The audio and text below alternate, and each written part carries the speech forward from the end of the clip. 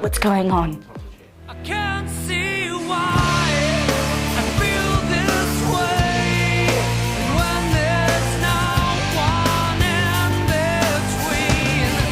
I guess it's been said, I guess it's been seen, and still there's no one in between. Till he turns me on, you turn me on.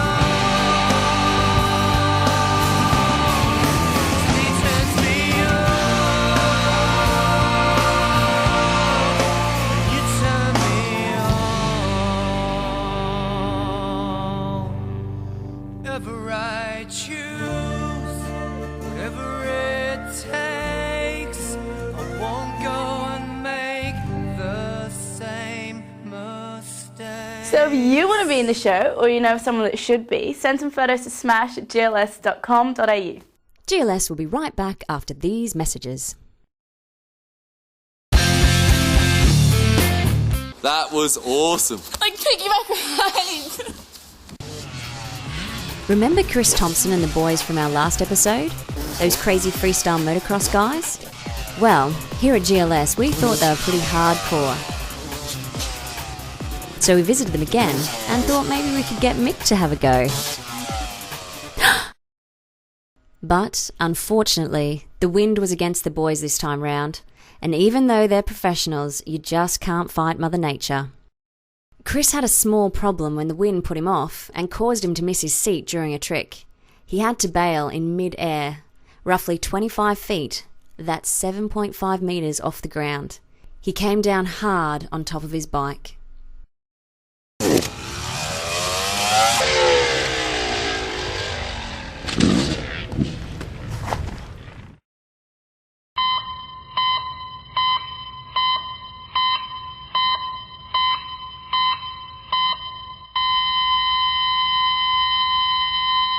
All right, you got us.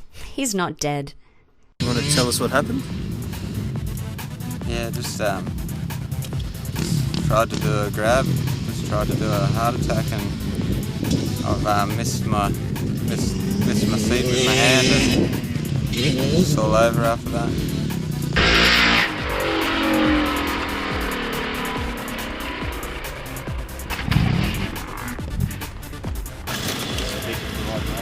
Chris did break his collarbone though, but that only slowed him down a little. A few weeks later, he was back at it better than ever. A true professional.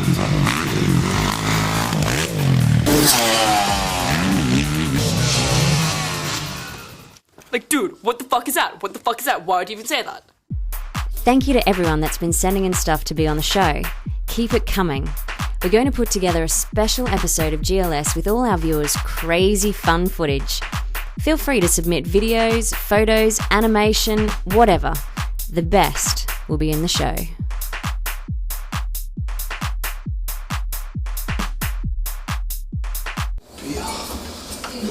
Oh, God, I love GLS. The following footage is supplied by Ignition DVD.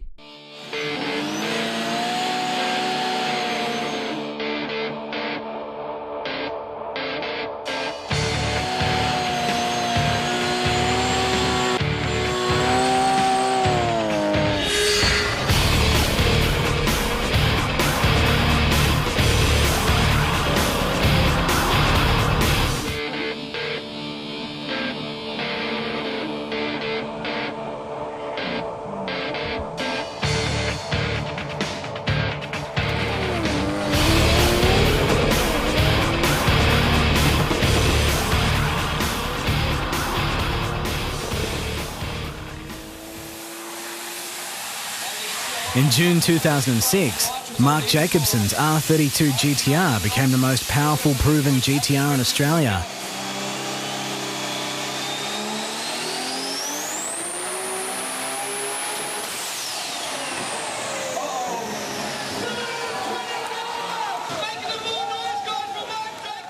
I've always really loved the GTRs. To get the power out of a 2.6 litre engine that these things are doing, so easily, even on the street, to make 600 horsepower, is just unbelievable. Astonishingly, the motor retains 2.6 litres capacity and a standard crank.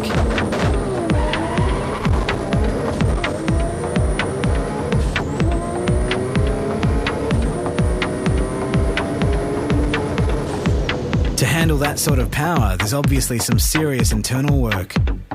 Mark's major sponsor provided the CP forged pistons, and there's Crower rods, ARP studs, and ACL race series bearings. I bought this car and it had a blown engine in it, which was perfect. It had the same coilover suspension in it, you know, that's in it now. And I had a good sort of a starting point. The car is clean as you could see, and I just sort of thought, well, it's easier to spend money from a, you know, lower purchase price, say 15 grand, and start spending money from there.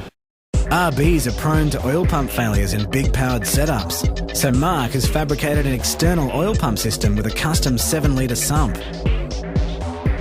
The head was fully ported in-house at Mark's workshop, Godzilla Motorsport, and all the valve train is top-shelf Tomei gear. The cams have massive lift and duration, making the GTR sound very cranky.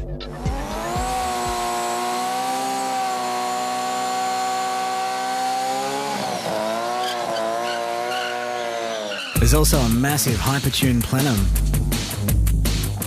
All the airflow upgrades are there to support the unmistakable sounding HKS 51R SPL Turbo, rated to over 1,000 horsepower.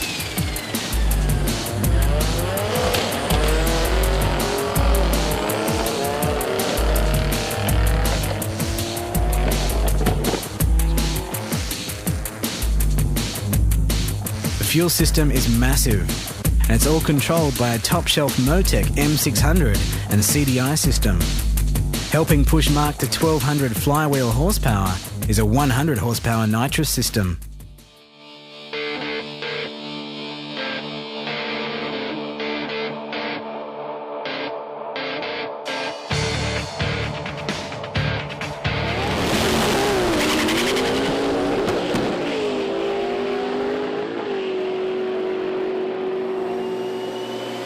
Showing that the record run was no fluke, Mark ran the car up during our shoot in less than perfect weather conditions and ripped out 2 920 horsepower dyno runs back to back.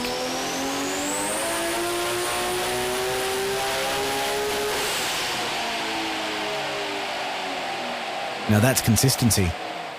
But this car is certainly no dyno queen. The best 60-footer on the Mickey Thompson street drag rails is a 1358, believe it or not. It's the fastest in Australia on street tyres. Average is high sort of 1.3s to low 1.4s every time it races.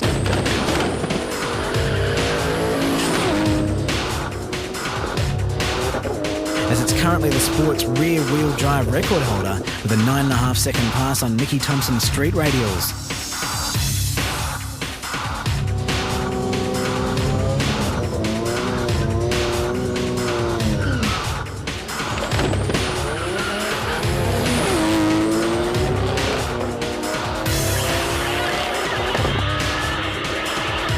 On our shoot, Mark recorded a new personal best of 9.39 seconds, and that's